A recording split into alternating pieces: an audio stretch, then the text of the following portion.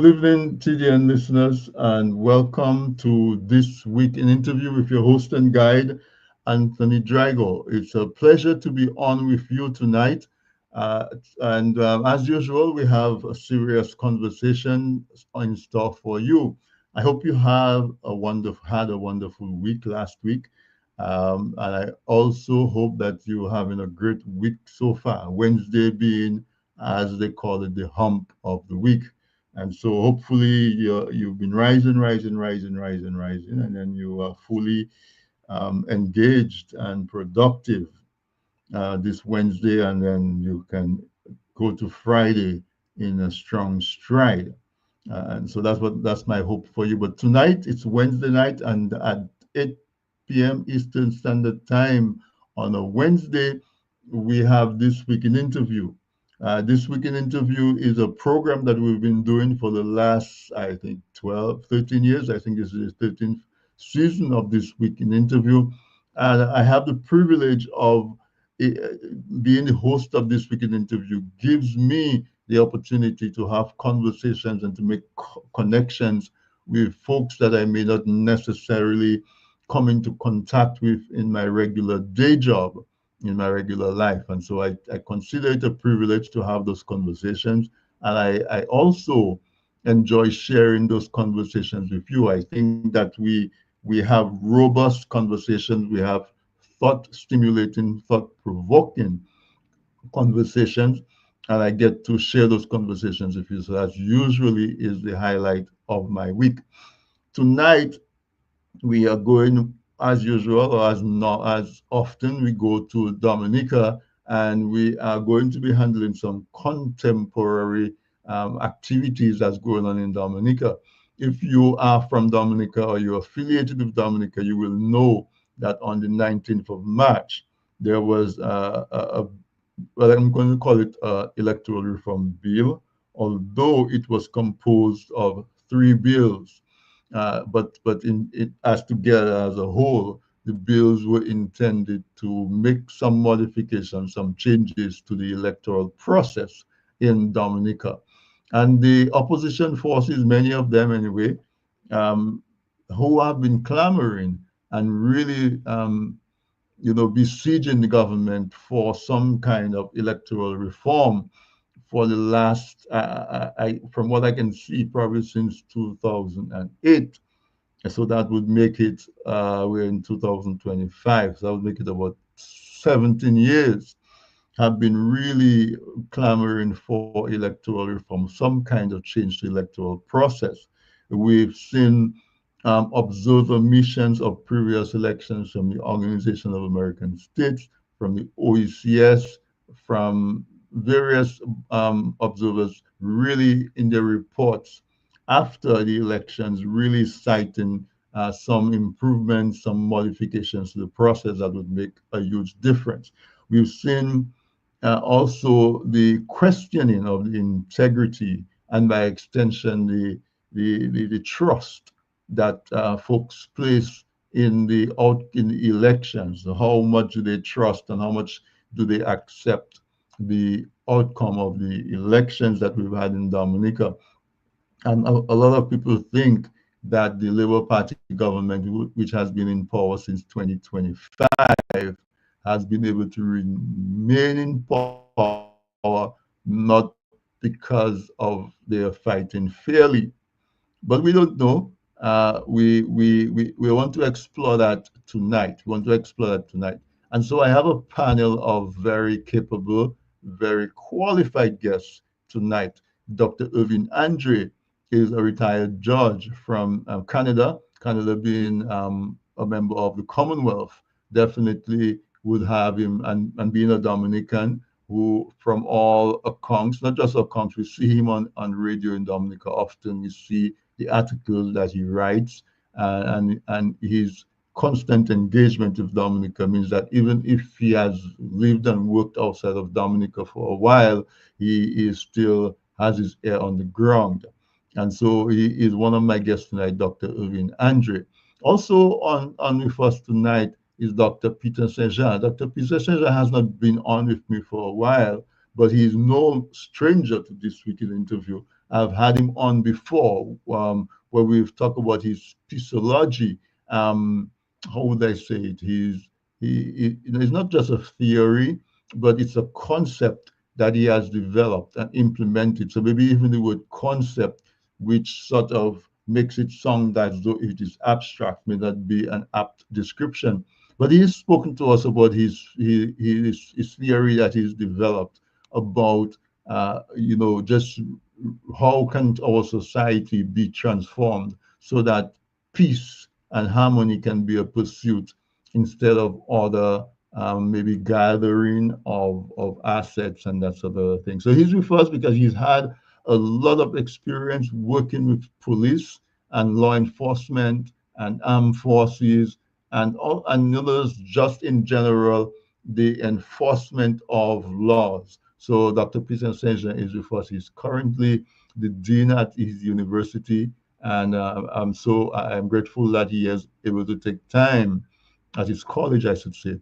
He has taken the time to be with us and to help us to understand. Also with us tonight is Mr. Hector John, former parliamentarian in Dominica, opposition parliamentarian in the parliament in Dominica, and he is one of the guests who is actually residing in Dominica.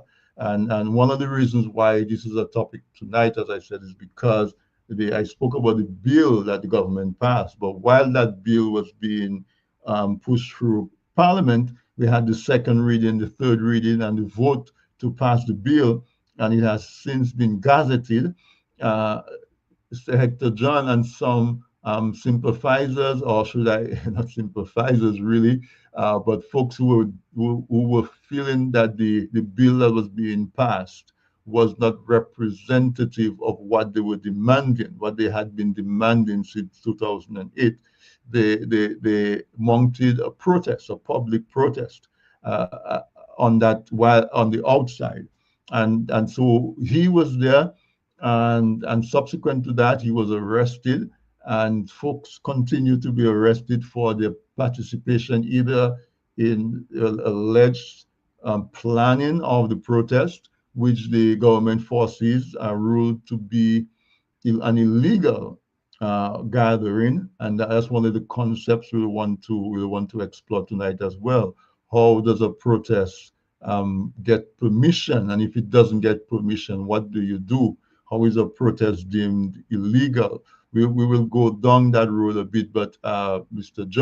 Hector John was was part of that, and subsequently we have videos that we will play where he was his home was approached we're not sure what the intention was on the night of the protest, but subsequent to that, he was arrested, spent a couple of days in custody, and is now out on bail. So he is going to give us that perspective from being on the ground, being, so to speak, in the belly of the beast, have the boots on the ground. Any one of those cliches that we want to speak about, what will be his role tonight. So it's a lot to wrap our hands around, but we hope, and I'm pretty confident because of the caliber of my three guests tonight, that we will be able to explore and to flesh out some of the details and to get a good understanding from a legal perspective, from a community perspective, from a policing perspective,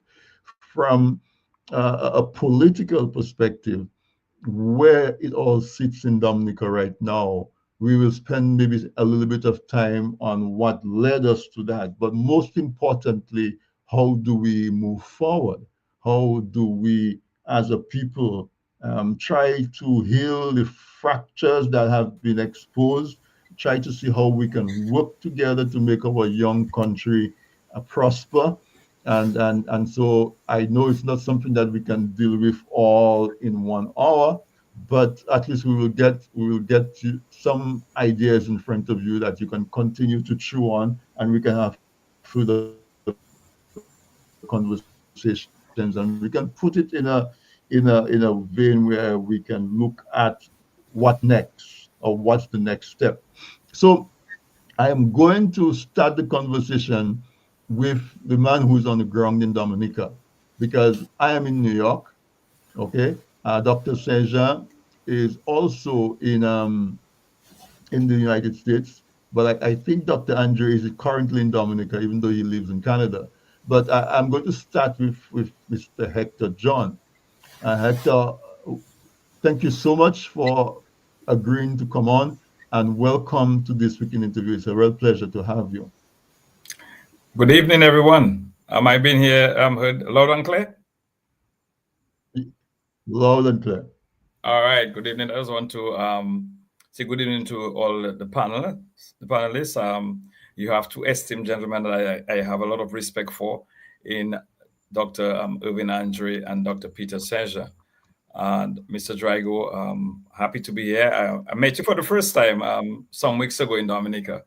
So I'm happy to be here to Yes. share um, my side of the story of what's going on in terms of the issues, the policing, the electoral reform, and citizens' right to protest. Tonight, I am sure that we'll be having a very interesting dialogue. I am sure that Dr. Andre will bring a very good side, the legal aspect of it, and and Dr. Peter Seja, who was in Salisbury sometime after one or two of the protests, actions, and he really had a good dialogue with us in the community.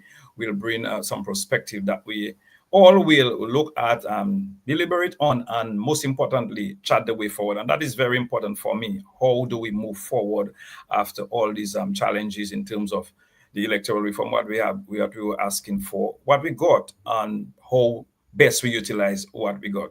And the Yeah. protest action, it is we saw it as a political witch hunt and whatnot. And So we will let's, discuss it a bit further tonight. And yeah. I'm happy that we can do that tonight. And I'll do my best to shed light as in respect to what transpired and how we can really chart the way forward, as I said earlier on. And that is the most important thing for me. After all this debacle, how do we move as a country? How do we move forward? And tonight, I'm happy that we can start a conversation. Yes, Hector, thank you so much for being there. And also thank you for really being willing to put yourself out there in the public in the protest. And also, we sympathize with you on your arrest. But we're happy to see that you were able to make bail and at least to continue to enjoy most of your freedom. I want to stay with you a little bit before I bring my other guests on and just have you just lay a little bit of a background as to, talk to us about the whole electoral reform movement. Briefly, I'm sure I would like to say because there's a lot to go through, but just bring it up to the point where we arrived at where we are.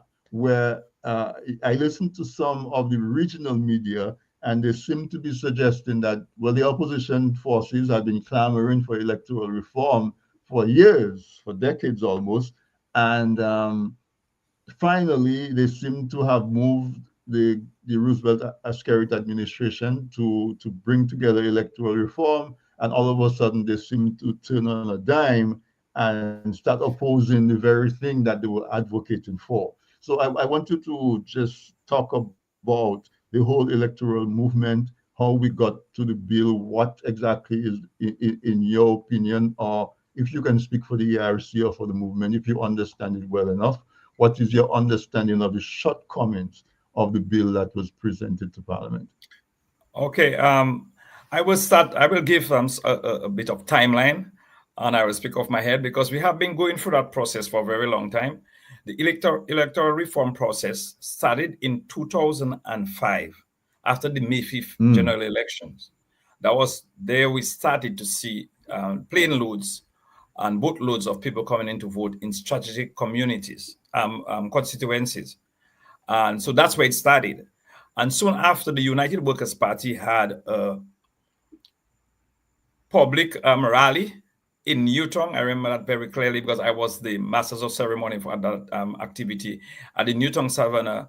And where we had Shaku Sinister, he was the General Secretary of the UPP of Antigua because the year before, 2004, That's when they had electoral reform in Antigua, and they had ID card, and that's when the first time that Baldwin Spencer won the elections. So it started since then. And then we had the Electoral Commission started, and the Electoral Commission was chaired by Gerald Burton at the time. You had deceased Don Christopher and deceased Bernie Didi representing the United Workers' Party, and Kondwani Williams and Richard Charles representing the Labour Party on that Electoral Commission. And moving right ahead, in 2008, we had the very infamous email from Tony Asafans claiming that madness was going on at the commission, and he wanted them to stop it because of it will affect Roosevelt Skerritt's winning legacy. And in 2009, that was the first time I ran, and it was worse in terms of the vote buying, importation of voters, voter suppression, and everything transpired that time. And they spent about $15 million. And that's where it started. And then you move on. But that time, we had a lot of communications going from the United Workers' Party to regional institutions, international institutions about the elections in Dominica. 2009, we had the observers from the OAS, and they made the observation that and the recommendations in terms of voter ID cards, cleaning up the list, access to the media. The discussion about campaign financing came in about 2014.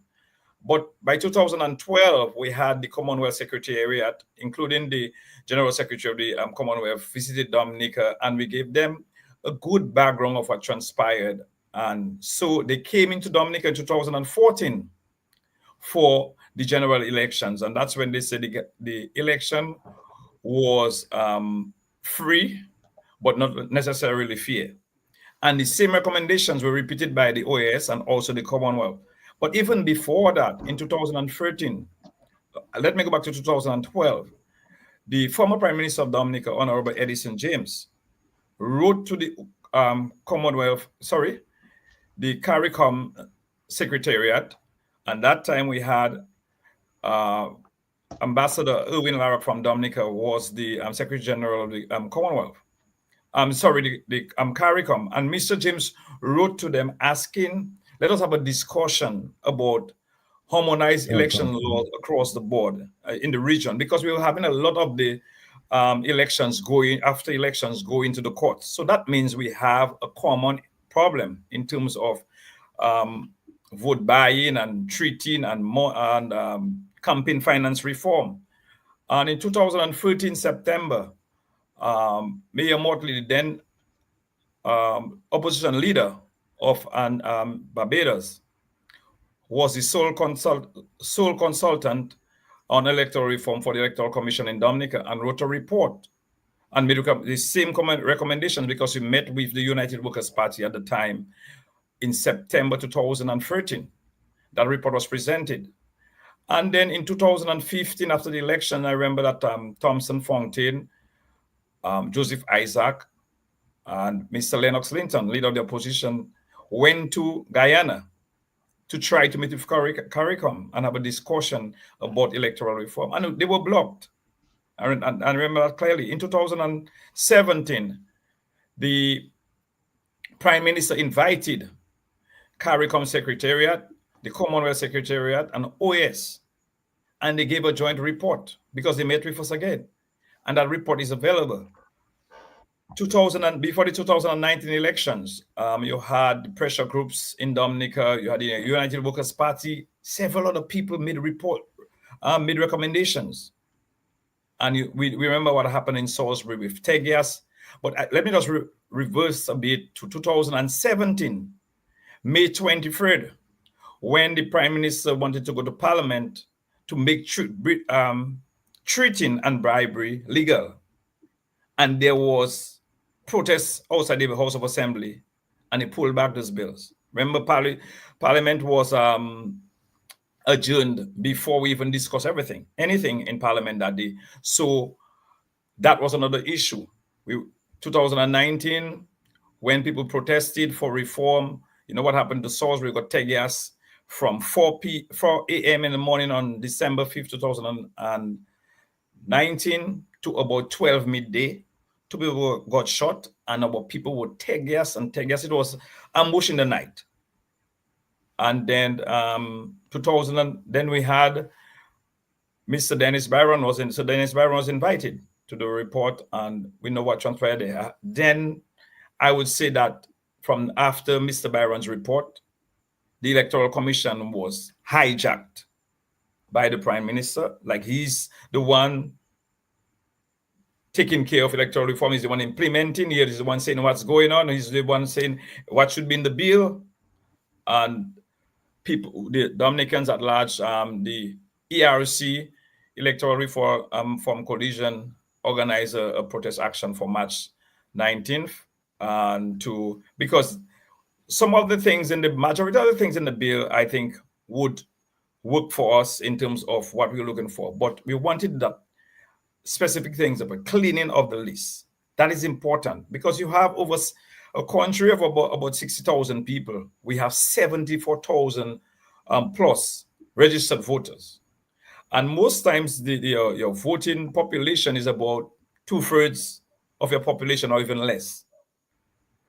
But that's where we had so we had a bloated list. And the best way to clean up the bloated list is by having a complete registration. That will not take, even in Dominica's population, that would even take you 3 months to clean up the list. Because I remember I was in New York studying in 2008, and I visited Dominica around the Christmas time. December, Christmas of 2007. 2008, before I left Dominica, I was told that they're going to introduce CARICOM passport, and I would not be able to travel on the old passport after May 2008. And I was told to make my passport before I leave. I got my passport within days to leave the island. And I'm saying that if Dominicans coming home, whoever want to be on the list, come home, meet the requirements, clean up the list. Those locally, those who live in different parts of the country, if they move, they will, in terms of residency, they will have a new area to vote and whatnot. So we'll have a comprehensive list, very clean, remove all the dead weights, the ghost voting, the people who have their names registered several places, because I know people who live in, for example, I might register as Hector John in Laplin, but I moved to Salisbury and register as Hector Vidal, and I'm on the list. And so these are the challenges that we have, and that's what led up to what transpired on May 19th. And people were demonstrating the disgust because it had been boiling and boiling and boiling. So 20 years, 2005 to 2025, 20 years, we have been begging and asking for the pleading for the government to just make the necessary recommendations that were made by Dennis Byron, Mayor Motley, the OAS, the Commonwealth, the Joint Mission, the pressure groups in the island, the United Workers' Party. Everybody has been very consistent in making these types of recommendations. I've heard Dr. Andre repeat that on many occasions on some of the programs that he has been on, talking about just not disenfranchising anyone, creating that level playing field, give everybody a chance to vote since you meet the requirement, and things will work smoothly in the country. And I think that's where we are right now. That's a dilemma that we had. That's it. Right now, I think we can move forward with some of it that we have, as we say. I'm sure that Dr. Entry will give us a better insight from the legal standpoint in making amendments and moving forward. Right. Yeah. So thank you. This is a very clear outline of the process of the demand for electoral reform. I am going to go next to Dr. Andre, and I want him to talk about electoral reform in general, but I also want him to talk about protesting in Dominica. And we hear the words of a protest not being legal because we didn't get permission to have that protest. Dr. Andre, I know this can be a very broad topic, but if you can position it for us, both in terms of the Constitution, in terms of the Public Order Act and in terms of the Riot Act. Uh, oh, Explain to us from the, let's say, from the police or the government side, what do they mean, or what do you think they mean when they say that the the forces did not get, the organizers did not get proper permission for the protest, and therefore it is not a legal protest? How do we position that against the Constitution that guarantees the freedom of expression, freedom of assembly? And in general, the Constitution says that Dominica is supposed to be a democratic republic.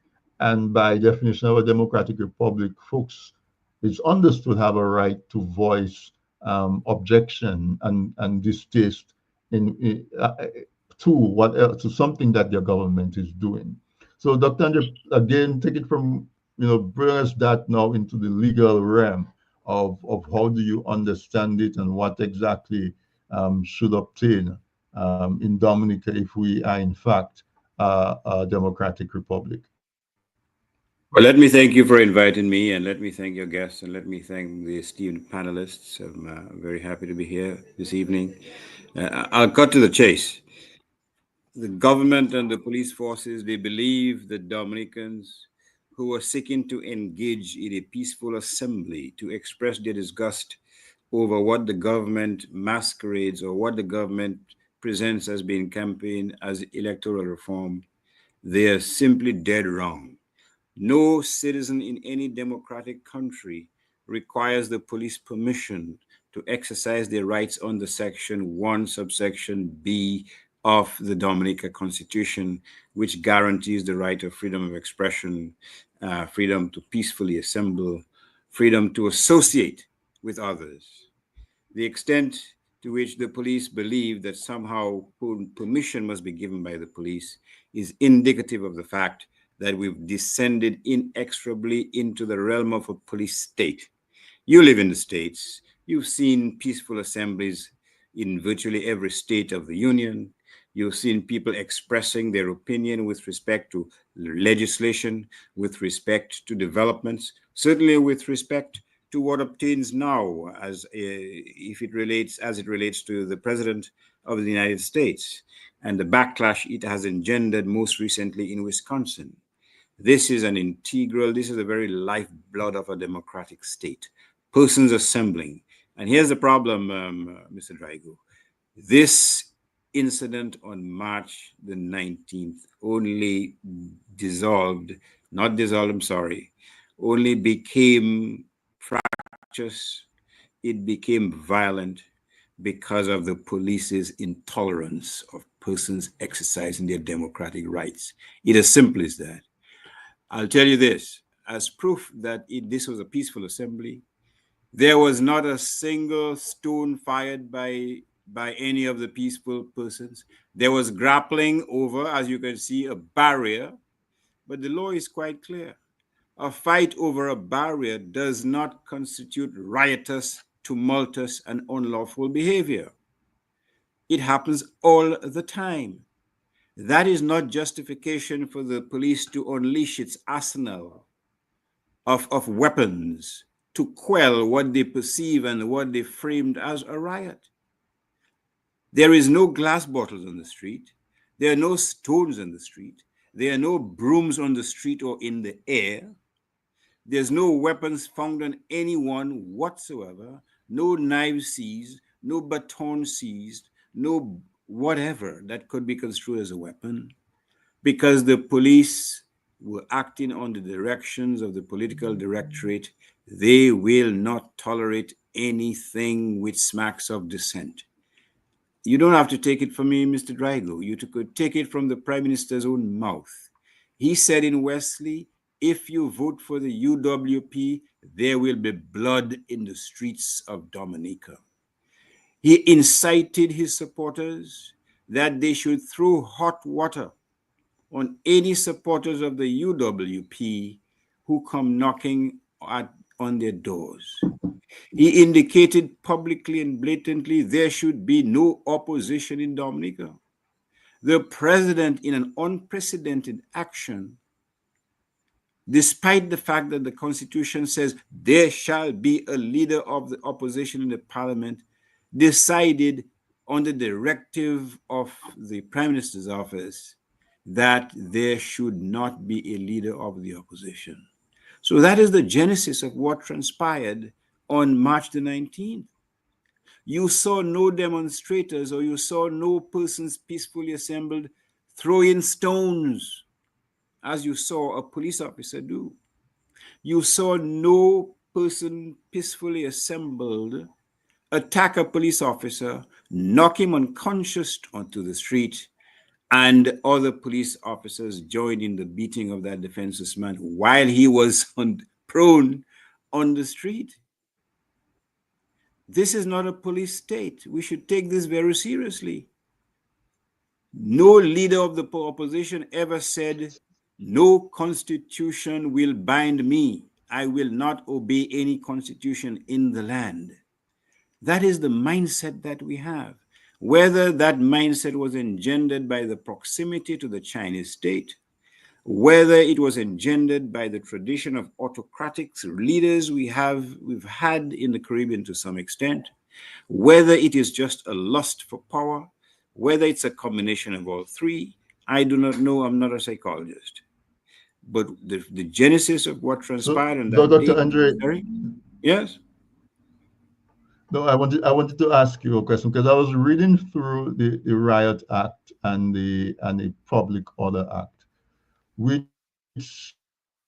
speaks about obtaining permission for procession and public gatherings and that sort of thing. Are those laws unconstitutional, or are they being misinterpreted? They are. Let me tell you this. The genesis of the Riot Act goes back to 1714. You may have heard it said on the radio that it's 1897. It goes back to 1714 if you conduct a search of the UK Parliament. And that was enacted during a period of intense social unrest and upheaval in England, when the persons were being killed, houses were being burnt. So this business of the police issuing a proclamation because they fear there's going to be a riot, it remained under the books. And it remained under the books in many of these West Indian constitutions because of something called a savings clause.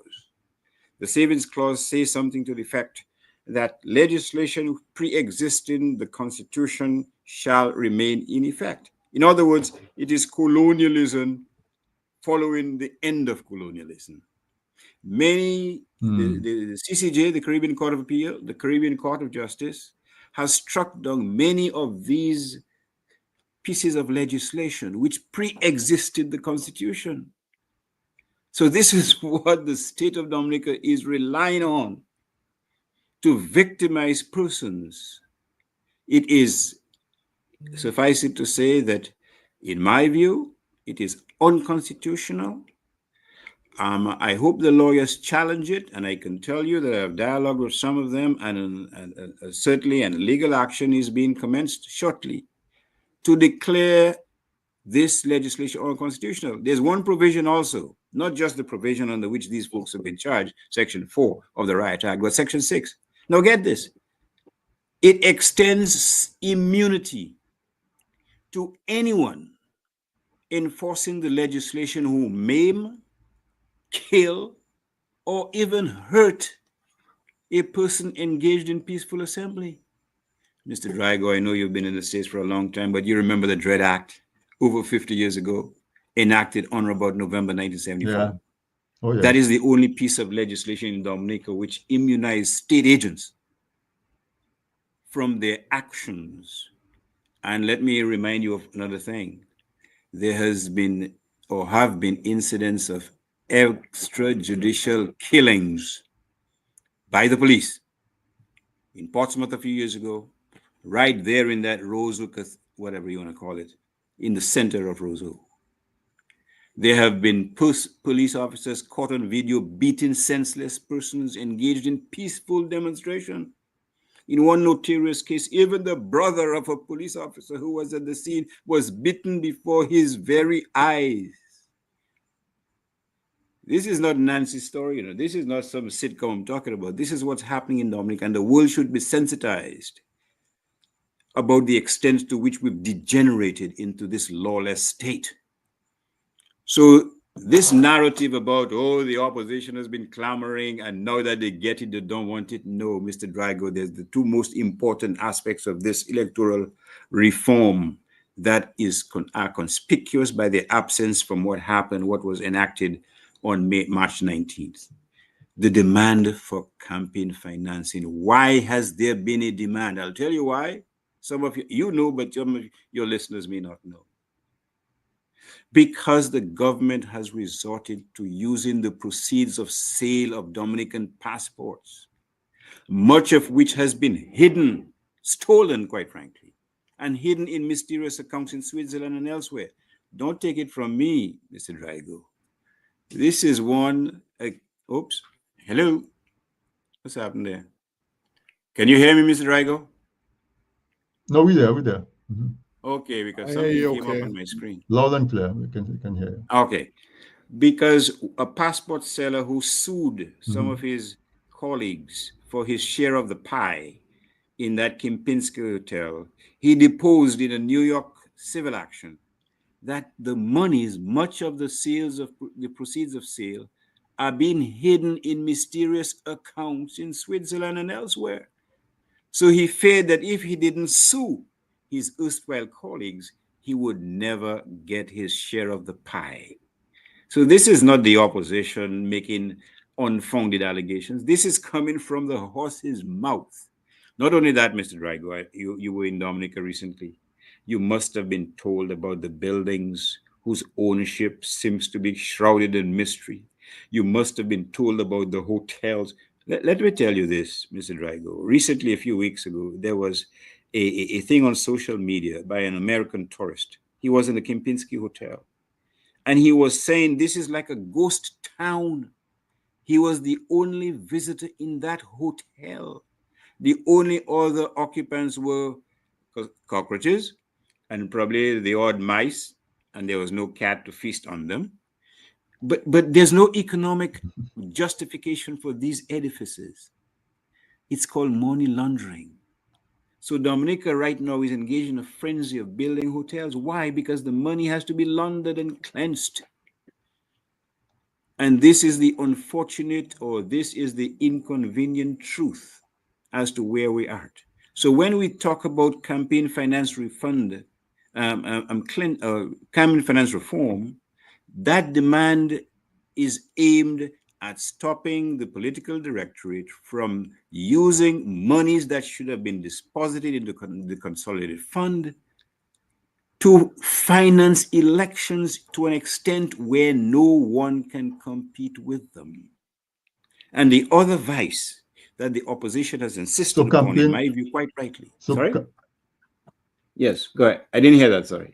I was going to ask this. The campaign finance reform that you're referring to would also include identifying sources of funds. Is that why you? Oh, absolutely. But that is the last thing the folk want. So it is by no accident that in those reforms enacted by the government on March the 19th, there is not a single mention of campaign finance reform. And get this, Mr. Drago. The Prime Minister hired Sir Byron and paid him over $700,000 to come up with a slate of campaign finance reforms, of electoral reforms. Sir Byron included the provision of campaign finance reform. And the Prime Minister, as he has done in the past, has totally ignored that. Why? Because it will destroy his election legacy. Elections legacy. And that is the sorry state of affairs that we face in Dominica, when we have normalized stealing in elections. We have normalized cheating because prior to March the 19th, persons have to be ordinarily resident in a constituency for at least 6 months, if my memory serves me right, to be eligible to vote. But when you are importing persons in the good old United States and the Virgin Islands and elsewhere, 10, 20, 30, 40 years. Now get this, Mr. Drago, not just to come to Dominica as a tourist, but to vote in strategic constituencies, to give the directorate the margin of victory. What kind of election is that, Mr. Drago? You tell me. Oops. Right. And so, Andre, I get it. And you answered a couple of questions for me. I want to go to Dr. Saint Jean, and we're going to come back around to you and Mr. John. Dr. Saint Jean, I thought of you because of your expertise and experience working with law enforcement and the police and so on. Now, I know you may have seen a few of the social media footage. Let us start with you by giving the police the benefit of the doubt that they are thinking that this gathering may indeed have been organized without proper permission, and by their interpretation, it may not have been illegal. And I don't want to put words in your mouth. So if you don't agree to start on that premise, feel free as well. But from your knowledge of policing and from what you've seen, give us your opinion, and also, if you care to, maybe give some recommendations as to what could have been done differently. How can we do it differently in the future? Just in general, let's talk about policing, where it is right now in terms of the relationship between the police and the community. And we need the police, we need the police. So how can we now heal the police to make them be able to continue to function in their other roles that they have in terms of regaining the trust of the community and so on? Yes, Mr. Drago, thank you. Thank you for inviting me to this discussion. And I thank my co-panelists, Dr. Andre and Spagjan, for people that I've had many decades of interaction with, for being here. Let me say, I'm not just a person that has expertise in policing and military affairs. I have a long history of working with community organizations to organize around preserving and elevating their constitutional rights, working with disenfranchised people in different parts of the world to deal with issues that relate to advancing the quality of life. Even if I'm a military and police trainer and those types of things. When I accepted your invitation to participate here with the limited time we have and the context, what the contribution that I understood that I am to most likely make in response to your question is to put into context the idea of what it takes to have a well-functioning democracy. And part of what is required for a democracy to mature is that there are constitutional rights. There are constitutions that guide the country. There are rights that people have. And people actually, in the rights that people actually have the right to disobey the law, right? Of course, there's a consequence and there's a due process. But the way that our democracy oftentimes advances is that people challenge the law and break the law to get their day in court so that they can advance the law. You do not really get a day in court, and Justice Andre can correct me if I'm wrong. You don't get a day in court by just, writing to the police and say, I want to see the judge. The best way to get to court is to get arrested and then to face. So if you say that the law says that I cannot assemble as the riot acts indicate that anytime somebody more than 12 people assemble, there's the arm of the law can reach, right, to act against them, right? Now, if you think that's unfair and 11 people or 12 people decide that they are going to assemble and they get arrested, they will challenge this as unconstitutional, as Dr. Andre has said. The lawyers will make the case And that is how they get listened to. You won't get listened to just by going on the radio and saying this, because it becomes a formal process.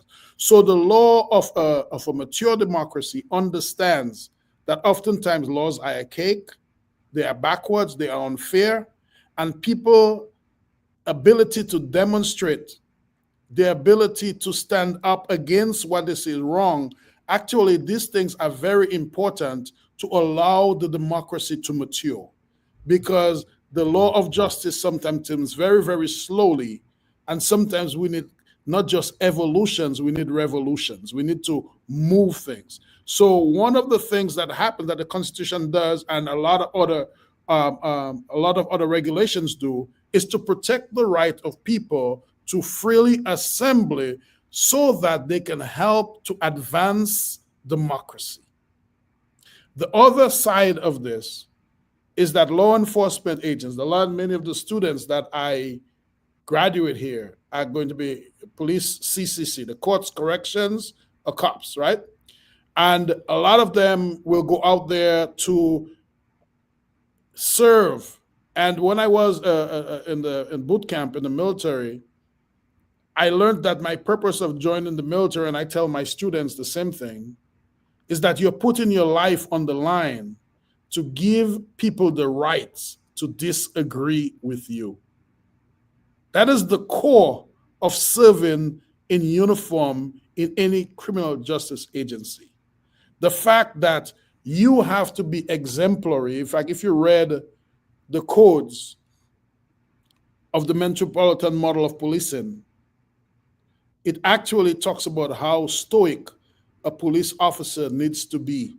In military training, we train police officers about how they can withstand people spitting in their faces and those types of things, because the ability of police officers to be stoic and to follow the law and to be good exemplars of procedural justice, that is very important for a mature democracy. Do you understand?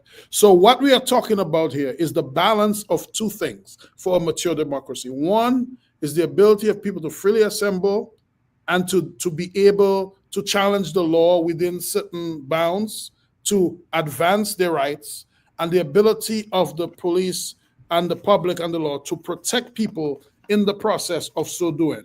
So when we train police officers and we train lawyers and others to do this, one of the things that we say, and I want you to think about this, and if there are any police officers or police leaders and policymakers that are listening, I want you to think of this. The idea that when you have a play, there is a pre-production, there's a production, and there's a post-production. Anything you do, there's a before, a during, and the after. So when we deal with riots and when we deal with protests and we deal with those things, police officers are trained, and the community and the government should be trained, government agents should be trained of what should happen before the protest, what should be happening during the process, and what should happen after the process. And one of the things that I've been trying to impact on law enforcement in Dominica and different parts of the world is that you cannot rely on your relationship with the public during the time of a crisis to determine how to deal with the issue. You have to establish a relationship before, because when the crisis is on, you're not here to make relationships. You actually are going to respond based on whatever relationship you already have, because things are moving so fast. I'm not saying that you cannot build relationship in the process, but most likely if you have an strained relationship with the people, you are more likely to be brutalizing them than if you have a proper relationship. So to wind up, so some of the best practices we see, Anthony, to respond to some of the things you're talking about, for people to have the right to demonstrate and for police officers to be there to not just protect the people who may have legitimate permits and who've been seemingly there legitimately, but there are a lot of protesters. There are a lot of imposters that come in. So all of these people are in the purview. So one of the first things is that they have to lay some groundwork and have some things in place. And sometimes we even do mock demonstrations to teach people how to deal with demonstrations. That we build those relationships and we start establishing a system of permits. As Dr. Andre is right, that one has a fundamental right and do not need any law to be able to stand up against injustice. But at the same time, the law regulates that when doing so, there are certain provisions to prevent you from overly disrupting the peace in the process of so doing. For example, right now, I can get 100, 2,000 people in Chicago to go protest downtown. But we have to keep moving and we have to not block the sidewalk. We do not need any permit to do that. If we want to block the road, we want to close it off and so on, we need to apply for a permit. But for the very just coming out and speaking out against something, as Justice Andrew said, one doesn't, there's a certain level of threshold that you do not need it for, but to do certain other things, we need permits for. So one of the things we need to establish, Mr. Drago, you're talking about proper ways of moving forward, is to establish a permit system. Now, a permit system has three major components to it. It deals with restrictions in time, place, and manner. So it says, what is the time that you can do what you are requesting to do? Where is the place you can do it? And what is the manner in which you can do it? Because the idea is that when people protest, they should advance democracy rather than retard it. And it's right. So when we say time, place, and manner, we don't want anybody to hurt the protesters. We don't want people to hurt the counter protesters. We don't want people to hurt the police because that doesn't help democracy. So if the police are acting out of place, this is really, really bad because the police should be the first good example of how to behave under the circumstances. I will wrap up by indicating also that the law enforcement has to prepare itself in advance. It has to speak to the protesters, the counter-protesters, the media. It has to organize itself with the advocacy groups and the public at large to give a sense of what to expect, how to act, and how they may respond, although things may be different. And I will say lastly that when we talk to the public about time, place, and manner, we must do this in a way that is not discriminatory against certain people. In other words, if you have a national radio station and you have an oppositional radio station and you have another radio station, you cannot give favoritism to some journalists to be able to cover a certain kind of way and those you do not like to cover a certain other way. So I think, that's a long response that I gave you, but Mr. Drago, I hope that I've covered some of what you're asking. No, that's fine. When we prepare professionals, what is the context and how both protest and protection of protest is healthy for mature democracy. Thank you for that. This is very comprehensive. And I mean, we've gone through that first round, and ladies and gentlemen, I'm sure you agree with me that we have a very esteemed panel tonight. We have Mr. Hector John, who is give us a perspective of what led up, what the fight has been so far. And up till March 19th, we had Dr. Andre, who gave it to us, the legal aspect of it and the rights. He spoke a lot about the rights and sort of, even though he's taking it from the legal point of view, he also managed to break it down into a day-to-day. What does it mean why? Because one of the arguments I have is the average Dominican probably doesn't realize the importance of campaign finance reform. And, until you break it down and you say, well, okay, if somebody has so much more money than the others, they can really saturate all of the social media, all of the airwaves, all of the every village can have their own campaign vehicle with a megaphone on it, whereas the opposition has one vehicle that they share for the whole Eastern District, that sort of thing. And also, if one is in government, then he automatically has an advantage coming in. Hector, I'm going to come back to you for a quick minute. Let's talk about the village of Salisbury. And we can talk about the RSS. I understand the RSS was on standby, but they were not deployed this time. But you spoke about before the 2019 election, when you spoke about tear gas in Salisbury. The regional security system, the RSS, was there at that time.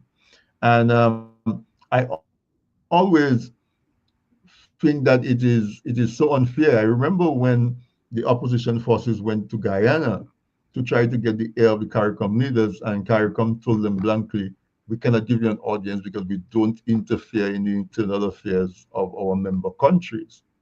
But then to turn around and send armed forces from the request of one side seems to just throw that out the window as okay. So now we don't have a problem in interfering, so to speak, in the internal. So let's talk about Salisbury.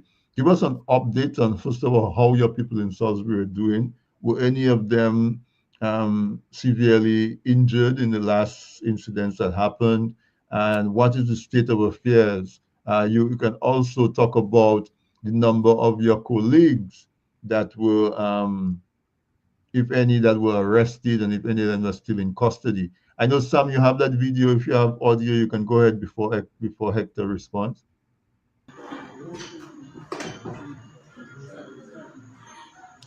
Yeah, police presently in my yard trying to break down my house. They are in my porch right now, breaking down my door. They're trying to break down my door. I have not done anything. Police, they have two buses of a van and a police they're on my porch trying to break my door. A man have a knife trying to break in my door. In my house, they're on my porch trying to break my house. Yeah. Coming at my house at that time in the night to break my house. Just share the life.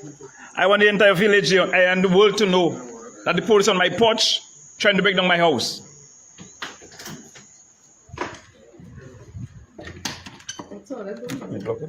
The police in my house trying to break down my house. Okay, so Sam, I think we can cut it there. All right, so Hector, first of all, we sympathize and empathize with you because, I mean, having armed folks on your porch in that kind of a manner is scary. Even if, I mean, it's police, and police are supposed to be upholding the law. You can talk about what it felt like as well, but also, as I said, give us an update on what's going on in your constituency, if your people in Salisbury. Your mic's not okay. Go ahead. I think that was one of the most surreal time in my life. I've never experienced that before. For me, I would not have reacted that way, but my child was just at the back of me. My 8-year-old son, it was about 8:30, 8:35. He was lying right there watching TV, and he heard the slamming as well. And he asked me, Daddy, what's going on? If they had come for me, break the door, I wouldn't be worried about that. But to have your family there, that's a totally different ball game. And it was traumatizing for him. The next day, he came on my bed and told me, Daddy, why the police wanted to take you? Because he wanted to be a police officer to hold the bad guys. They watch TV, and he wanted to catch the bad guys. But he telling me that, Daddy, you're not a bad guy. So that is what transpired in there, and really threw me off, and I really got mad, pissed off, because I knew from leaving Roseau, even before I left Roseau, they wanted me. I got several messages from my intel, my family, that they were trying to get to me. And while they were at my home, soon after I got a message from my intel that, yes, you see, I told you that they were coming at you. I found out later there was a very big argument in the police force before leaving, a big meeting, and it was chaotic because they were saying, some of the officers were saying, let us call Hector and tell Hector we can, if he can come to meet us tomorrow with his lawyer, instead of going to his home at that time. But they wanted to send a message, but the message backfired because my community is different. Within minutes of the police leaving, my yard was full up. And I know if some of the people that came to my yard that met the police there, because to come to my area is a one-way road. You go in come in the same road, you leave the same road. So it would have been difficult for them to leave, and there would have been some serious problems in the yard because they would not have left the police, let the police go out. And I know that that was being expressed for the entire night. And it prompted the entire village to just react. And the only way we could react, I was sleeping, but the next day I was called and told the road was blocked. But you have to go back to the history of Salisbury. The Declaration of Independence for Dominica started in Salisbury in August 29, 1976, when the Salisbury Declaration was signed by the Patrick John administration at the Salisbury Primary School. So Salisbury is the birthplace of Dominica's independence. We have always been a very hard working, God-fearing community. I was reminded by, just around the death of the late Parrot Bryson Louis, I was reminded by former Minister Ferdinand Parrilla that Salisbury was chosen because it was an industrious community. It was a hard-working farming community. That is why it was chosen for that very important milestone in Dominica's history. And we have always been a proud people. My parents, our ancestors built Salisbury with their hands, pickaxe to make road to go in the farms. But they have always been progressive and pushing us to work hard. And that is Salisbury. You heard of the Denison Johns, the James Royce, the Earl Williams, and then Hector John. I follow in the footsteps. They have been given some that type of representation. And we have voted every government, every past parties, UPP, the OG, the Patrick John Labour, Freedom Party under Mary Junior Charles, Denison John, and James Roy, and United Workers Party, Earl Williams, myself, and now we have the independent candidate, Mrs. Jesma Paul Victor. But what you have seen in the community that people have, when we started asking for repairs to a village road, and we've been ignored by the government. We got tear on the first time, May 11, 2015, and they were expired tear and live rounds of ammunition. Then we had tear June 11, 2015, when they pick up the Salisbury 6. Then we had tear on May 22nd, 2017.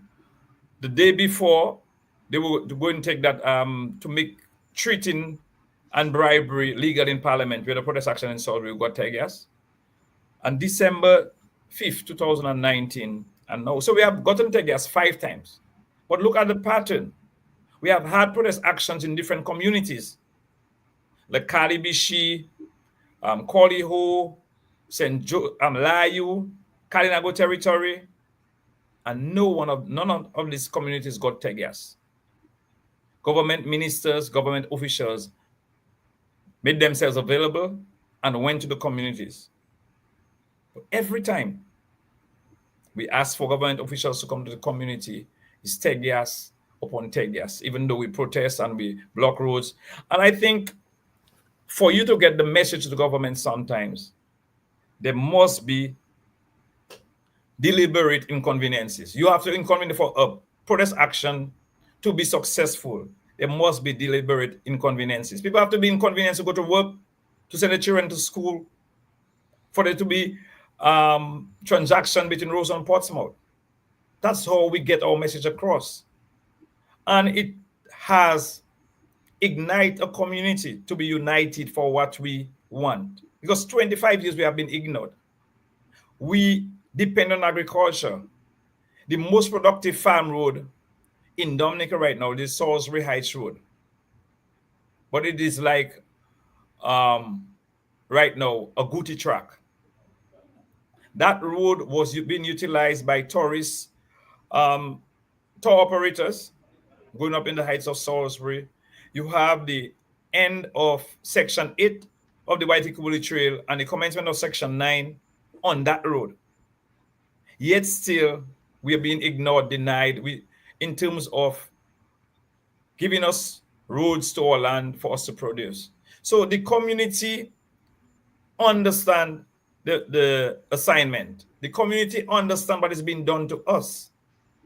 And the community as a whole will stand. We do not want to be take it or make it violent. But the violence is driven by the reception that we receive from the government. We do not get officials. We get guns, tear gas, we get bullets, rubber bullets. Now, right now, we have a young man, Egbert Roberts, nursing an injury from a rubber bullet he got in his yard, right in the area where we had the blockage of the road.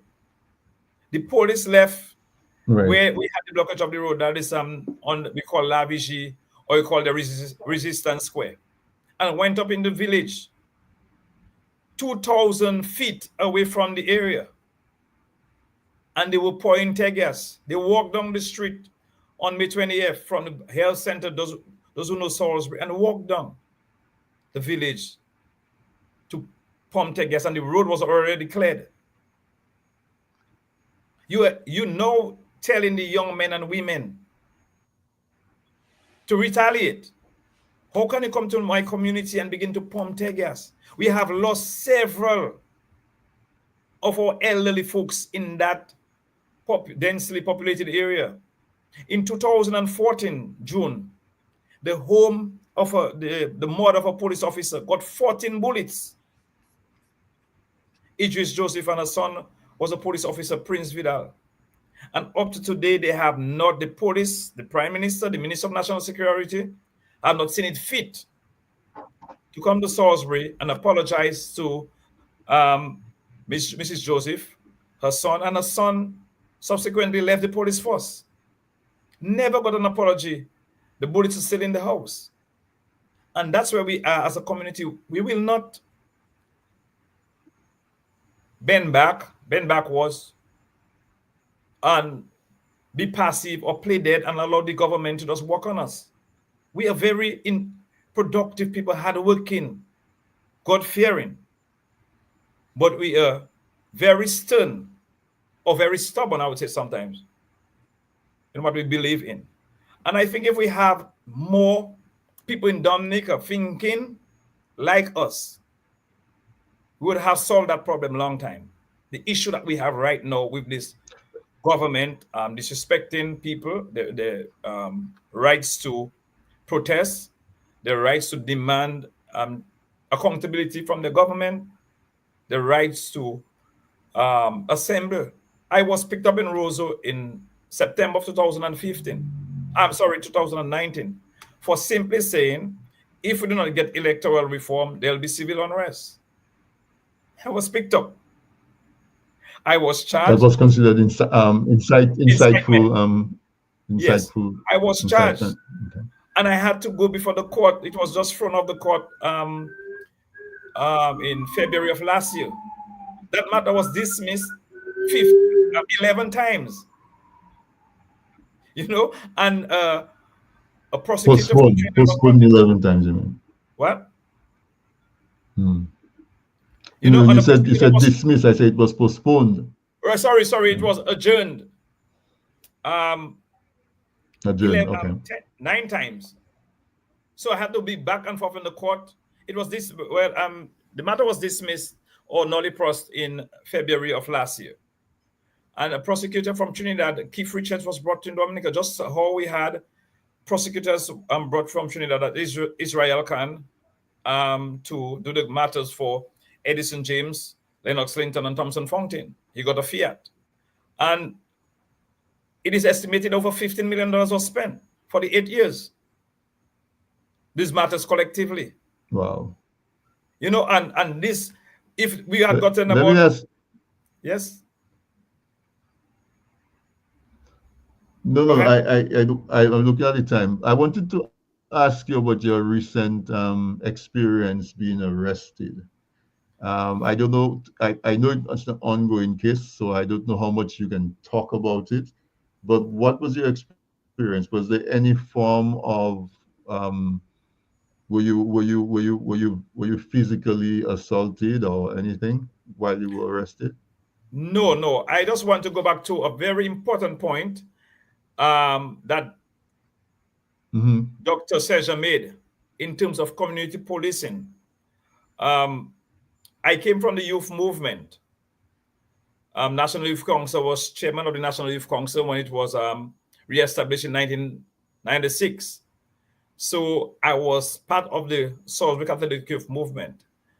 And community policing was very a big part of what we were doing, because at that time you had POID. POID was a youth arm of the police force.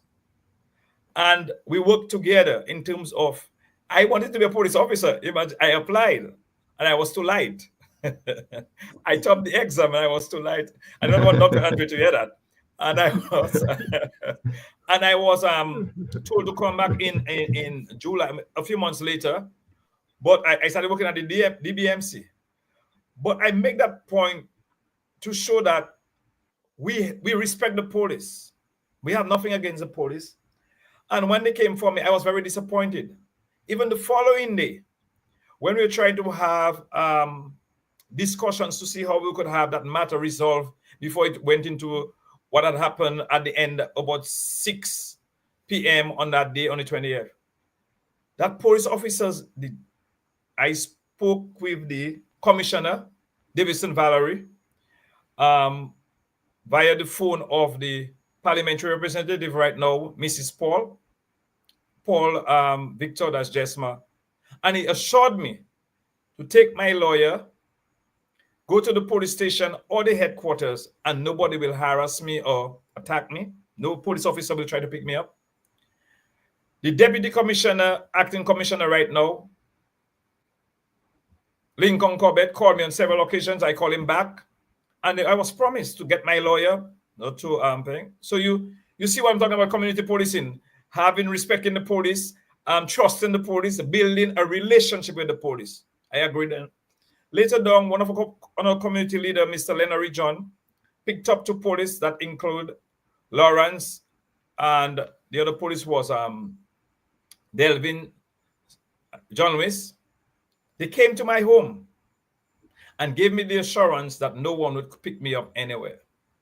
The following morning, the Friday morning, I walked in my son to school. And before reaching the school, I asked him to cross the playing field, and he told me that he's 8 years. The school is just across. And then I was just making a way to go down to the credit union. Spoke to a lady in the intersection. Then I seen a bus at the back of me. I just a few steps lower, the lady on the bus just said, look him, pick him up, about 8 officers on the bus. I had to buy time.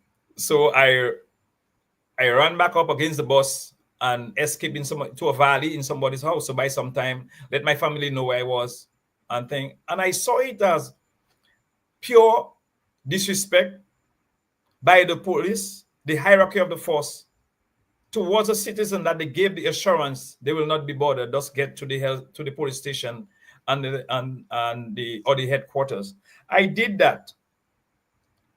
Soon after, I went to the headquarters. I stayed there with my lawyer, Mr. Bruni, from a few minutes to 1 to about 20 past 4. Mr. Bruni left, and I was just told I'm going to Granby. I'm arrested, I'm charged, and I'm going to Granby. And I was sent to Granby, and I spent 2 days there and was brought back to Roseau. I was not, nobody ill-treated me. I was really treated well in Granby. I had to sleep on the concrete, maybe for a cardboard, piece of cardboard. That was what available. I got meals from a good gentleman from Granby, Mr. Afareka Shillingford. And then I was brought back to Roseau. And Roseau, I had to sleep on the concrete, the filthy cell, with my same clothes. I had to use my shoes as my pillow. And the next day, I was brought to court.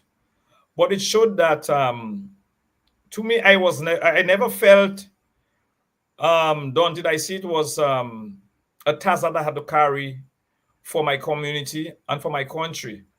Why? Because I saw bloodshed. If it had to continue in the weekend and they were looking for me, the buses come in the village or police patrol the village looking for me, somebody could have gotten hurt. It's either a civilian, a villager got hurt, or a police officer. Because the community was not backing down. And I believe, as Dr. Seja said, I think it's a two-way street. If you want the community to give support to the police or work with the police in turn have to work with the community. But if you're trying to brutalize a member of the community or a leader in the community, will put up resistance. There's a saying that goes in the community or source where you're not being radicals or fighters, but if you touch one, you touch all. Because we are a tight community, we look out for each other, we work hard, we support each other. And that is why I am proud to be a Salisbury Brave. Salisbury Brave, Salisbury Brave, whatever you call it. Brave meaning born, raised, authentic, valued, and eternal. I am born Salisbury, raised Salisbury, authentic Jabawi. I'm a valued Jabawi, and also eternal Jabawi. I born and raised, and I'll be buried in Salisbury.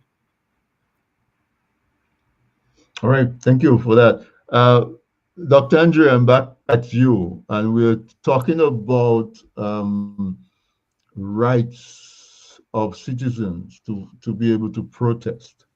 One of the things that we notice is that whenever a protest is planned, the police erects barricades that keep the people certain distance away. So, for example, I never saw anybody put it in perspective as to whether the barricades were close enough so that the people in parliament could hear the shouts on the streets. I don't know if it was that close, but how does that work in when you plan a protest to on Parliament, but there are barricades on every approach to Parliament, and you have no idea if they can even hear what you're doing, if what you're doing on the outside has any influence on what's going on the inside.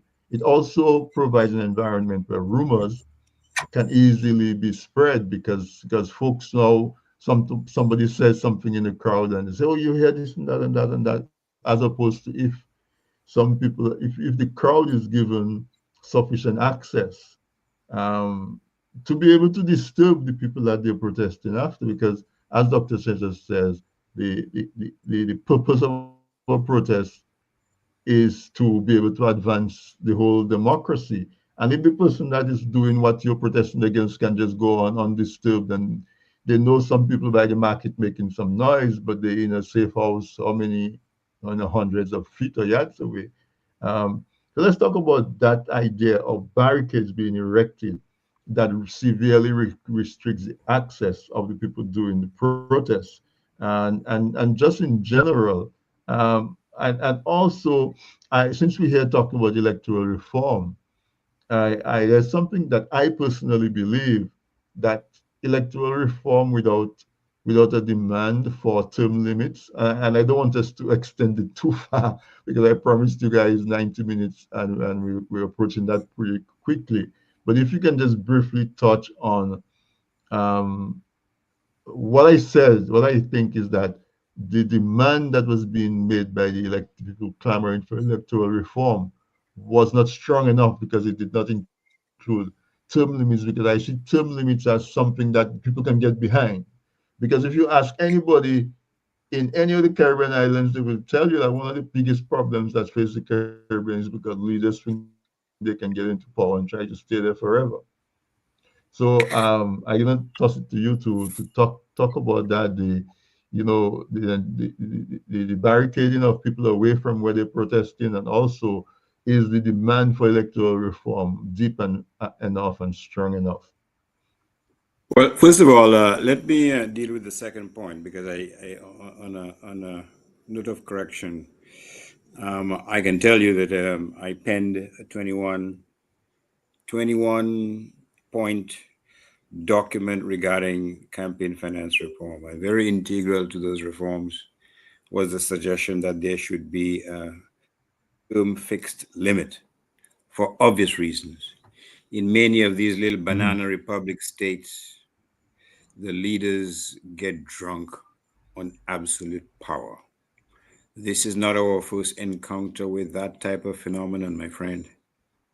In the Caribbean, You've had different little dictators, whether in the Dominican Republic, whether it's in Haiti or elsewhere. And who has suffered historically? The man on the street, the farmer, those, quite frankly, who are financially and economically challenged. So let me correct you, that was an integral part of the comprehensive reform package that we'd proposed.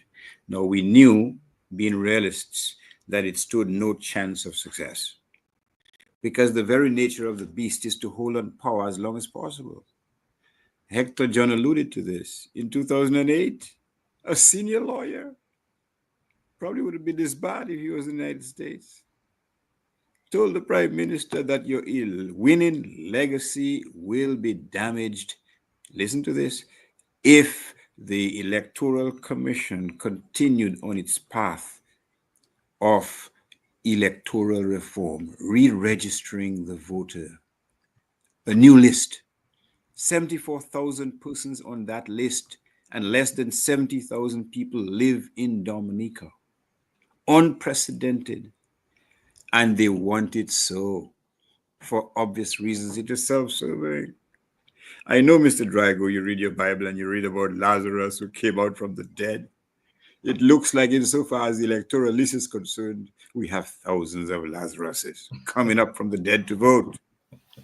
This is why this thing is so imperative. What about the barriers? You're absolutely correct. You live in the United States. You see them daily assemblies, daily demonstrations. The police facilitate. And we're talking about blocking the road. Who blocked the road on March the 19th? The police. They're the one who took it upon themselves to ensure that persons engaged in a peaceful protest do not come within a certain perimeter insofar as the House of Parliament is concerned. In other words, they were acting at the behest of the political directorate. But you're absolutely correct. If they were serving in a very altruistic fashion, they would facilitate and diffuse. Now, Peter is an expert in this area. Police officers are taught to diffuse a potentially explosive situation. Not only did these folk ignore that basic admonition, they exacerbated it. Did you see Mr. Drago, a police officer, flinging stones like some hoodlum? Did you see one person engage in the peaceful assembly throw any stone? I saw one person engage, but he was throwing a bag of marshmallow. The police were throwing stones. They hit some middle-aged fella senseless to the ground. And what happened, Mr. Drago? Do you think his colleagues would restrain him? They joined in the fray when this guy was helpless and senseless on the street of Roseau. Now, I don't know what you would call that, Tonton Macoute. I really don't know. Stormtroopers? Reminiscent of Nazi Germany? Acting under the auspices of the Riot Act. That is what passes for law enforcement in Dominica, and we have to speak out against it, quite frankly. If we don't, lives will be lost. That is exactly what we do not want in Dominica. We deserve better. Persons should not be terrorized by state agents. It will not happen in the States. I mean, look, the civil rights struggle, for God's sakes. And I know about Birmingham and Bull O'Connor and his dogs unleashed on black persons. We know about the Civil Rights Act, which was not given as a Christmas present. It was fought for by peaceful demonstrations. You have, because as Dr. St. Jean alluded to, you have a more mature democracy. We have the makings, quite frankly, of a papadocracy. Therein lies the problem. Mr. Drago, if I want to add, as I know, part of what you intend to do with the show is to educate the public. And I hope that there are some law enforcement students or law enforcement people watching. As I know, Spags wanted to be a police officer. There are many others who try to be, who seek to be members of law enforcement. I'm seeing no one else but myself here. I'm going to assume that I'm live, so I'll continue to talk in case that's the case. But Yeah, one yeah, of the, you're live. You're live. Go ahead. okay, one of the things we teach police officers, and some of you may know that not only have I trained and my crew trained and introduced community policing to Dominica, and in 1990 we went to 1996. 1997 was the first community policing program that was implemented. In 1988, 98 we evaluated. 2008 we brought the police chief of Canada with no charge to, down to Dominica, and two police officers from Buffalo, New York. And I do training I have done training, and I continue to train in different parts of the world, including the RSS. So there is something called the escalation or the progression of force. That deadly force is the last option.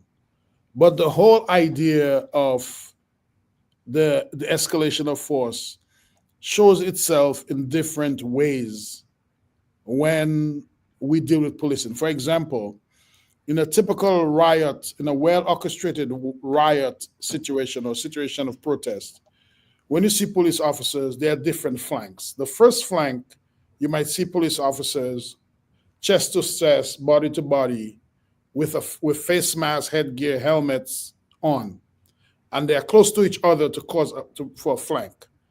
They can take spit, they can take eggs, they can take a bunch of things that protesters may throw at them that are not very, very harmful, that are agitating and not appropriate, but not life-threatening. That's part of why they have the shield on and they are next to each other.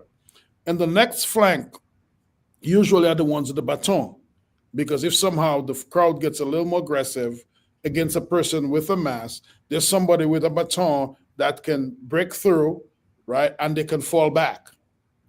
And behind them, that third rank, you actually have the commander. The commander you do not shoot, you do not spit, you do not use the baton, you don't use rubber bullets, you don't do any of that except with the command of the commander. But there's a caveat to that. In case somebody's life is threatened or so on, you see somebody trying to kill someone or so on, you can break ranks and save someone else's life. But normally you just respond to what the commander says. Third, you have the almost deadly, almost lethal force. That is, you may have rubber bullets, right? You may have tear gas. That is that third rank. And the fourth rank is usually, the fourth flank is where the deadly force is. And the whole reason why we train police officers that way is that even when you interface the public, we do not put the man with a gun first, we don't put the rubber bullet first, we do not put the tear gas first. We put police officers with the defensive posture on, and then baton, and then commander, and it escalates. So I just want to say that even when, for me and for educators like myself and trainers like myself, and Peaceology is not just a theory or an idea, it's a science and practice of low stress and high joy. But even when we train police officers, we want people like the young Spags John. And I remember my good friend Alex Bruno, wanted to be a police officer and actually went to academy and so on. I know a bunch of people the young people that admire the uniform. So when we train police officers, we want them to be recruiters for good citizens to see that they can play a role in advancing democracy by protecting the public, protecting the peace. So that is why it is so important. I just wanted to interject that so people who are seeing can understand what good policing is supposed to do. When you see police officers and someone act against them, you should be able to say, man, look at how peacefully they handled that situation. I want to be like that. And they should give you an example of how you should respond to be able to make protest work and to be able to make law-abidingness work at the same time. I just wanted to add that. Yeah, thank you for that. And I was going to come to you in the second round to ask you, the policemen, and one of the policemen who were featured highly on a lot of the social media has just gotten what we can perceive to be a promotion. How as a community we interpret that? It's so close to the incident that it could be interpreted as a reward. If I may interject, and I apologize to my fellow panelists, Res ipsa loquitur, the evidence speaks for itself. The evidence speaks for itself. Those who lead that force are those who are beholden and those who have lied prostrate on their feet at the political directorate. And the message being sent is simple. If you engage in that type of behavior, which is totally antithetical to good police work, you will be rewarded handsomely. Don't take it from me, Mr. Drygo. You may or may not remember what a gentleman called Inspector Claude said in a church. It's those who run roughshod over the rights of persons who are validated, who are promoted over persons who adhere to the dictates of law and order. How demoralizing can that be if you were a police officer? You're doing things by the book. You are trying to maintain fidelity to your oath, and yet you see the thug, those who beat up persons, those who run roughshod over the rights of people. They are being promoted. That is the sorry state of affairs that exists in Dominica as we speak. Just to add, So, Mr. Drygo, to what was said as well. If you look at section I think is 92 of the Constitution, it says there must be consultation for there to be appointment in the position of police commissioner or police chief into acting that position as well. There must be consultation with the leader of the opposition and before the prime minister make recommendation to the president to do the appointment. But I read somewhere it's about 290 days since Dominica doesn't have a leader of the opposition. And you have 2 elected members on the opposition side. Since the leader of the opposition resigned on, I think, June 20th, 2024. You have not had a leader of the opposition, and we're in that quagmire. And now you're hearing that the appointments, and I think Dr. Andre has the legal mind, maybe we'll shed some light on it for us. But is it legal when you have the Constitution make specific reference in section 92 to ensure that there's consultation between the leader of the opposition and the prime minister before the recommendation can go to the prime minister? But we have 2 gentlemen, that is Cobbett, acting as commissioner, and Jeffrey James acting as deputy commissioner. And they were both involved in what transpired on the weekend, where you had the point made by Dr. Senja in terms of community policing, where their roles was not about ensuring that the community was protected. Their roles were not about ensuring that we get our voice heard by the people that we wanted to meet the prime minister or the members of government or parliament on the issues or meet us halfway to have a discussion. But we were being blocked. The first line of defense we had to go through was the police. So and that for me is the biggest challenge that we have right now. And the police, to me, I don't want to impose too much. Okay, go ahead. I was saying that the police is working. I was going to say, so as not to impose too much on the time of all the guests, I'm going to ask you. I'm going to ask you, since you have the mic, to go ahead and make your closing remarks at the same time, and then I'll go to Dr. Andre and then to Dr. Peters. So go ahead, but at the same time, do your wrapping up.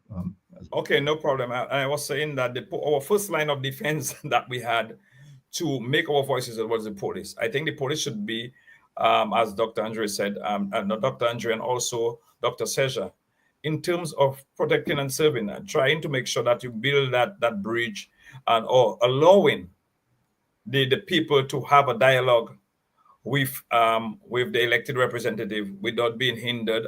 Since it's a peaceful, genuine dialogue that we would like to see, that will make our democratic process better. And that is what we would like to see. But as a citizen of Dominica, a member of the United Workers' Party, village of Salisbury. I just want to see us move in the right direction. And we have a challenge at hand, is that to overcome what is happening with the largest shares or the money that our government has spent and what they're spending during the election time. In 2019, about 15 million was spent because they had the budget. In 2014, 32 million was spent. In 2019, 72 million was spent. Right now, you know what is happening right now? You need an identification card or photo or passport. So they're using driver's license, social security cards, and passports. So you can go and reconfirm. You know, the government right now, the prime minister is on a quest to ensure that every laborer has an ID, and he's going to pay for it. We've set resources. So right now, the situation we are in right now is a very dicey one. As we said, there are some things that we can take from the laws that were passed in Parliament and work with it and move in the right direction. But our people have to get on board to ensure that the bribery, the treating, the importation of voters does not continue. We have to ensure that our country, every voter, get an opportunity, every voter, bona fide voter, get an opportunity to vote, to register themselves, to be part of the process. I am part of a political party that is ready to lead the country. I am part of a political party, a movement that wants the best for Dominica. I could have been back in the US like everybody else, and I chose here. I want to be here. I love here. And I will continue to provide leadership for my community, my constituency, Salisbury, Coolbishop, Montrachet, until the people of Salisbury and Coolbishop, Montrachet tell me, Hector, give it a rest. Let somebody else take over. But I would like us as a country to continue to unite, to work together.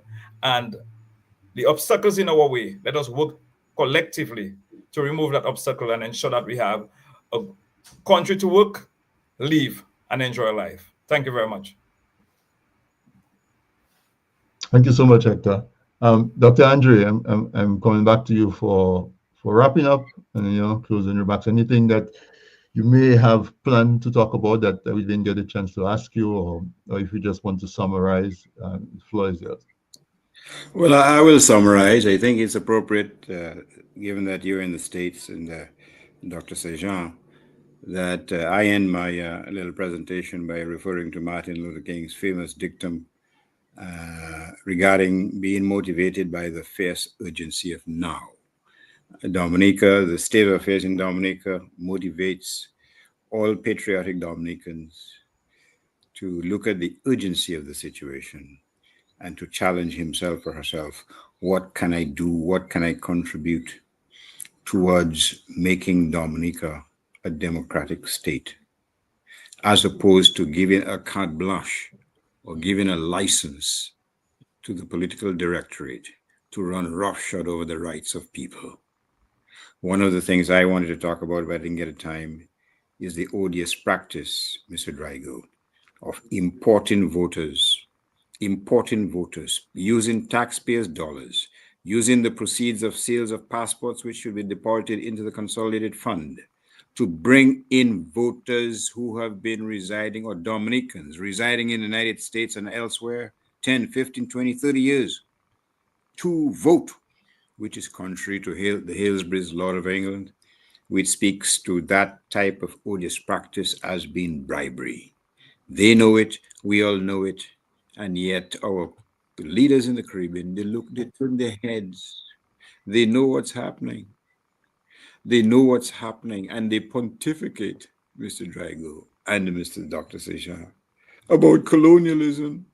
They lecture the United States about how it treats Cuba and other countries, but they maintain a blind eye, a pervading myopia when they look at these things. There was reference, and I'll end very soon, of the use of the RSS. Mr. Drago, you are the one who invoked that, if I recall correctly. In 2022, the Trinidadian authorities They wanted a fugitive from Trinidad who had gone to Barbados called Brent Thomas, if you Google that name.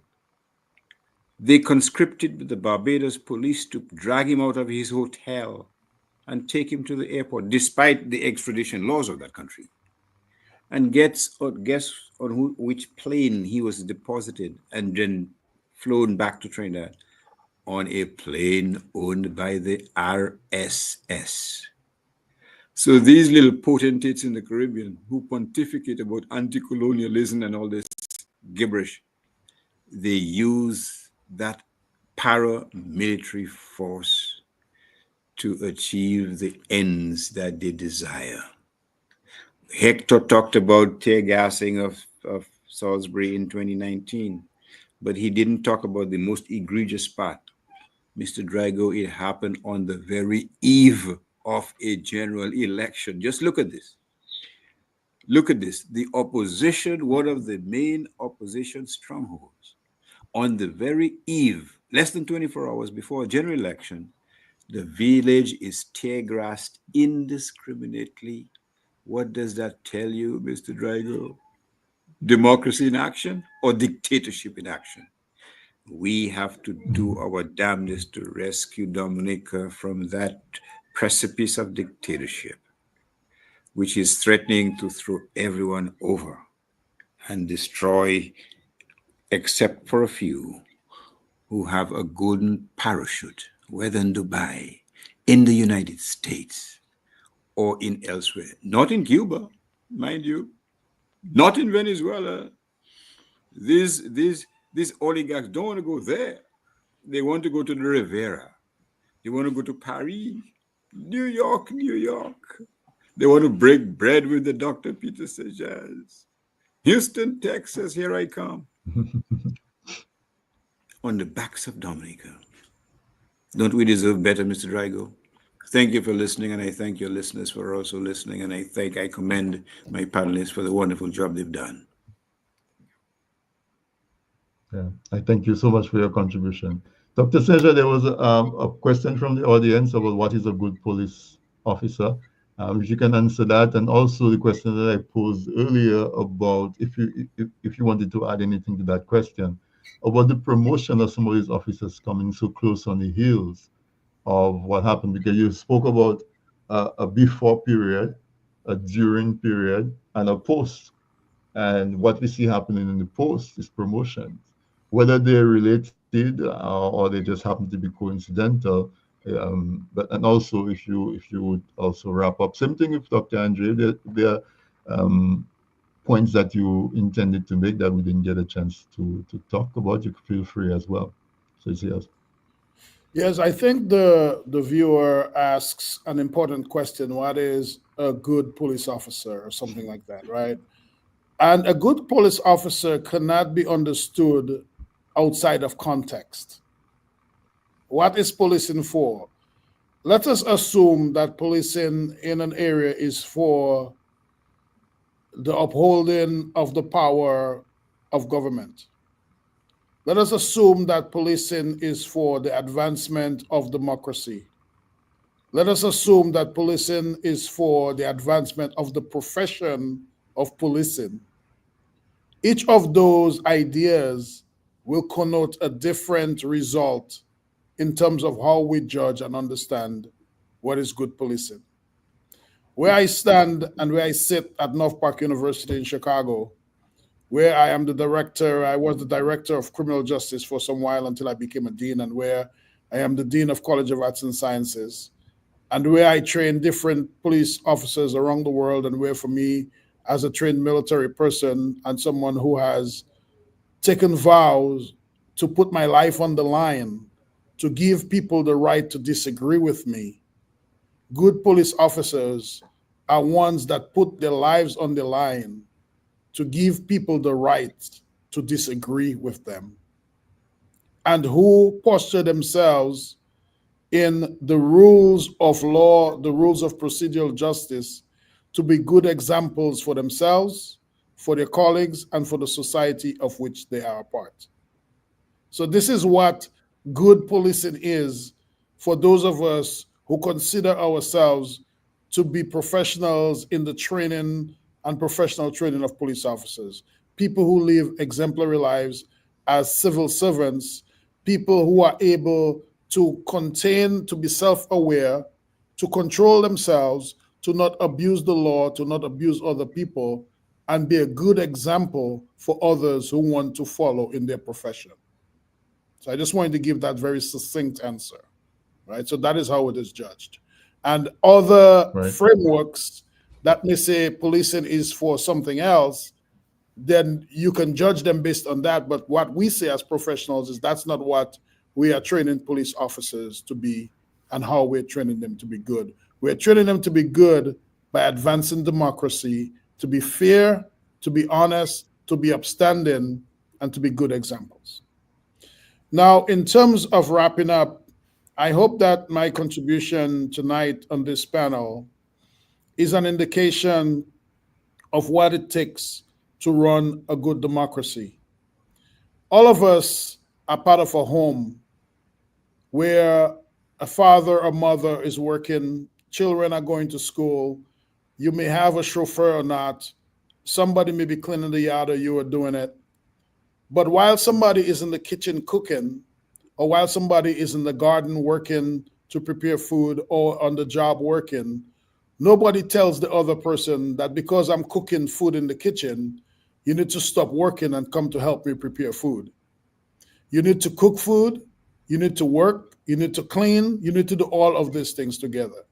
So there is a role for each person to play, whether you are an expert of law, whether you are a politician that is seeking to do better, whether you're a radio host, whether you are loving one party or the next, whether you're a janitor, whether you're a police officer. It is very important for us to respect what others do and realize that all of us can play a role in a healthy and a mature democracy if we seek to do our best within the domain that we are functioning. And we all do not have to try to do what somebody else is doing, because there's a lot of work that is cut out for all of us. For my profession, in my life, where my mission is to reduce suffering and improve quality of life, I try to let my work and my God-given talents move towards helping people advance the potentials of they maximizing the quality of their life. So for me, although all of the things that I said that are wrong, I will stand up against them. All of the things that are good, I will stand up for them. But part of what I try to do is to know that I cannot do everything to get at the same time. But what I can do is to lend my expertise to help people determine how can I take a professional profile at trying to make human life better? How do I function as a police officer, as a politician, as a pastor, as a priest, as a janitor, as whatever? As a professional, we train people of how they can add professional profiles to make our world a better place.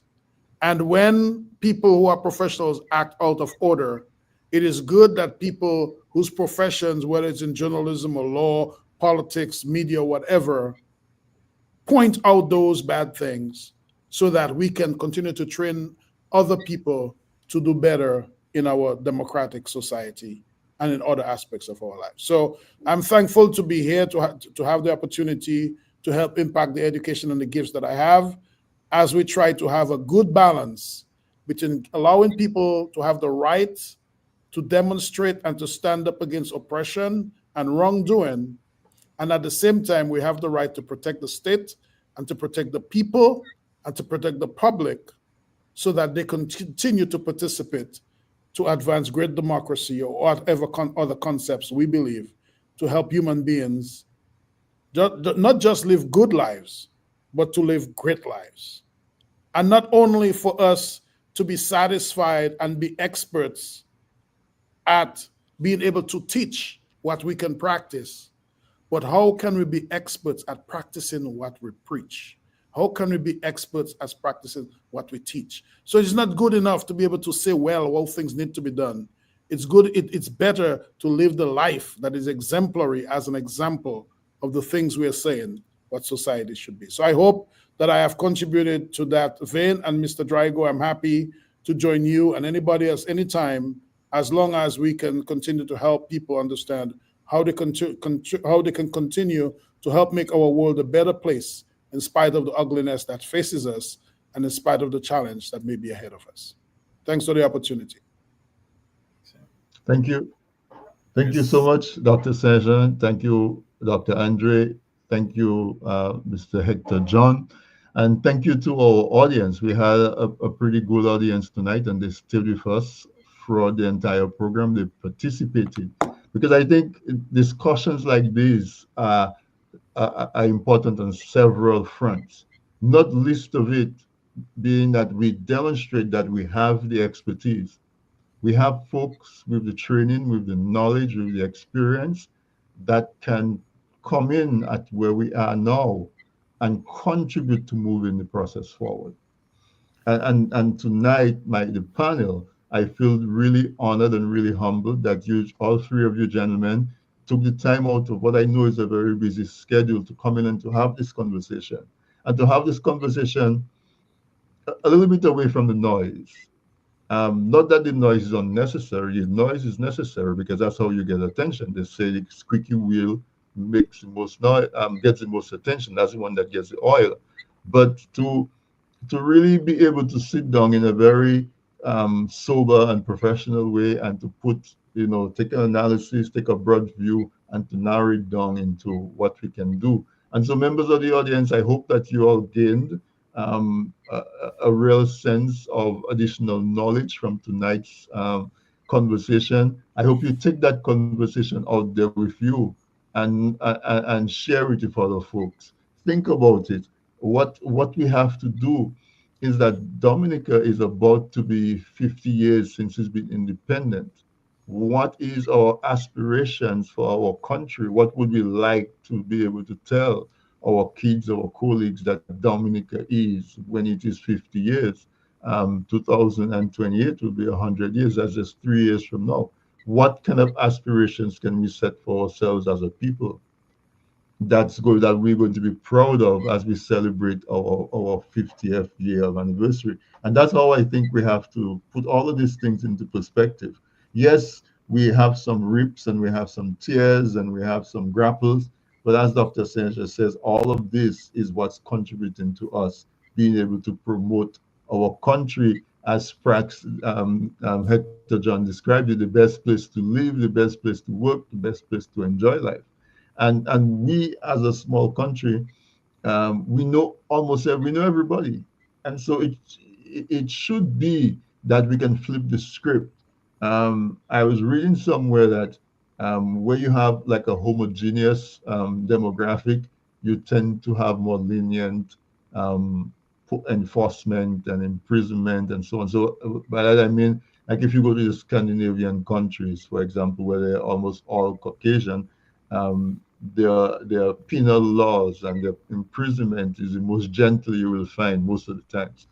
And so we in Dominica, we have our valued Kalinago people. We do have some other ethnicity, but we're almost all of one people. And so let us identify that part of us that shows that we are so much more similar to each other than different. And let us see that when we brutalize somebody, we are brutalizing ourselves, because I don't think in Dominica there is any more than maybe a 3 degree of separation. As they were saying, they went to Salisbury and there were bullets, and one of the houses that received multiple bullets was the mother of a policeman. You know, I think I watched a demonstration of bus drivers some years ago, and one of the bus drivers got shot. His brother was a policeman right there on the scene. And so it is so easy for the actions that we take to come right back to us. It's our brother, it's our sister, it's our brother-in-law, it's our cousin, it's our auntie, it's our son's best friend's father or uncle. Those connections are so easy to discover. Let us let us let us really let us really identify that, and let us see that what's happening is not as serious as we can make it to be. But let us see that it's an opportunity for us to say, this is the Dominica that we want. We have a few things to grapple with. We have a certain section maybe of the police force that we need to embrace and encircle and try to shape them into a more empathetic and sympathetic force. How do we do that? How do we dialogue with them? How do we invite them into our community in a setting that is not um, a protest or a demonstration where they can be relaxed, have their guards down, invite them, sit with them, eat some fish, drink a beer, and really get to know them. Let them get to know us, so that when they face us in a situation like that, they can recognize, and maybe that humanity will come forward before the brutal aspect of it. Let us see if we can train our policemen to understand that in the absence of other military forces, That's that okay. their role is to enforce the law, not just on one side, but maybe if somebody breaks the law on either side. So, for example, folks are being picked up for incitement when they on the opposition platform, but we hear folks on the government side making statements that can be considered to be incitement as well. So maybe you cannot go arrest them because maybe they pay your salaries. I don't know, but then you can at least make a phone call in the background and say, "Hey, Mister So and So, you're putting us in a little difficult situation when you make those statements in public because then, we look to be one-sided." I think if we look for common ground, if we look for positive advancement, that we can get it. And so, folks, I want to say a very special thank you to the panelists one more time, and to you, the audience, for staying with us through the night. And we will do this again because we didn't touch on things like journalism. We saw our very brave young lady standing up to one of the policemen and really demanding that she be respected in her own right as a journalist. There were some areas like that we didn't touch on. We can go into a little more details as to how do we go forward with electoral reform, and all of those things. But listen, let's make a commitment to really do better for the sake of Dominica, and by extension for the sake of Dominicans. And let us say that we need a robust opposition in order to have development. We need a robust opposition that can hold the government accountable so that we can get better performance from the government. It's not where because we support one party or the other, we would like to vanquish the other party. Even in sports, if you have one team that just dominates, it's not as enjoyable as if you have two teams that are close together and they can really compete fairly with each other.